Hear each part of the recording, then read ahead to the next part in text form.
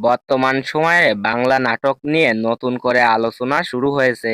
সাম্প্রতিক সময়ে বিভিন্ন নাটকে এমন কিছু অশ্লীল দৃশ্য দেখানো হচ্ছে যা সমাজের অনেক সচেতন মানুষকে উদ্বিগ্ন করে তুলছে।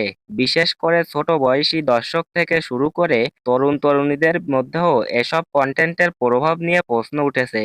অনেকে মনে করছেন বিনোদনের নামে এমন দৃশ্য দেখানো হলে তা ধীরে ধীরে মানুষের রুচি ও মূল্যবোধের উপর নেতিবাচক প্রভাব ফেলতে পারে। এমন পরিস্থিতিতে ইসলামিক আন্দোলক শাইখ ইমাদুল্লাহ কঠোর অবস্থানের কথা জানিয়েছেন। এমনটাই সামাজিক যোগাযোগ মাধ্যমে আলোচনার কেন্দ্রবিন্দুতে উঠে এসেছে। তিনি বলেছেন, নাটক মানুষের বিনোদনের মাধ্যম হলেও সেখানে যদি অশ্লীল ও নৈতিকতার স্থান পায় তাহলে তা সমাজকে সুস্থ পথে নয় বরং খারাপের দিকেই ঠেলে দিতে পারে। তাই পরিবার ও সমাজ নতুন প্রজন্মের স্বার্থে এসব নাটক বন্ধ করা হোক। তিনি আরো বলেন, শিল্প ও সংস্কৃতি অবশ্যই মানুষের নৈতিকতা ও ইতিবাচক চিন্তাধারাকে উৎসাহিত করবে। বিনোদনের নামে এমন কিছু প্রচার করা উচিত নয় যা শিশু কিশোরদের মনে নেতিবাচক প্রভাব সৃষ্টি করে। এ বিষয়ে সংশ্লিষ্ট নির্মাতা ও কর্তৃপক্ষকে আরো দায়িত্বশীল হওয়ার আহ্বান জানান তিনি।